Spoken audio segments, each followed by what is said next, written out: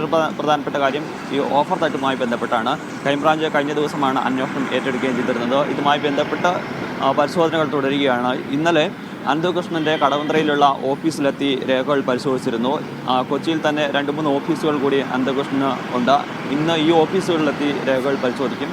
അതുമായി ബന്ധപ്പെട്ട സാമ്പത്തിക ഇടപാടുകളെക്കുറിച്ച് ആഴത്തിലുള്ള ഒരു പരിശോധന തന്നെയാണ് ക്രൈംബ്രാഞ്ച് സംഘം നടത്തിക്കൊണ്ടിരിക്കുന്നത്. എന്തായാലും കൂടുതൽ കേസുകൾ ഇതുമായി ബന്ധപ്പെട്ട് രജിസ്റ്റർ ചെയ്യാനുള്ള ഒരു സാധ്യതയും നിലനിൽക്കുകയും ചെയ്യുന്നുണ്ട്. ഇതാണ് ഓഹരി തട്ടിപ്പുമായി ബന്ധപ്പെട്ട വിവരങ്ങളുള്ളത്. മറ്റൊരു പ്രധാനപ്പെട്ട കാര്യം ദിവ്യ സൂചിപ്പിച്ചതുപോലെ തന്നെ സിനിമാ മേഖലയിൽ ഇപ്പോൾ നടന്നുകൊണ്ടിരിക്കുന്ന വിവാദങ്ങളെക്കുറിച്ചാണ്.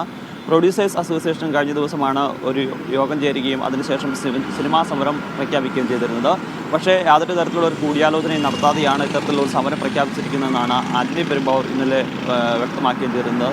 സുരേഷ് കുമാറിനെതിരെ കടുത്ത വിമർശനം തന്നെ ഉന്നയിക്കുകയും ചെയ്തിരുന്നു. സ്വാഭാവികമായും ഇന്ന് പ്രൊഡ്യൂസേഴ്സ് അസോസിയേഷൻ്റെ ഭാഗത്തുനിന്ന് ഇത് സംബന്ധിച്ച ഒരു നിലപാട് വ്യക്തമാക്കും. കൂടുതൽ പ്രതികരണങ്ങൾ ഇതിൽ നിന്ന് ഉണ്ടാകും തന്നെയാണ് നമ്മൾ പ്രതീക്ഷിക്കുകയും ചെയ്യുന്നത്.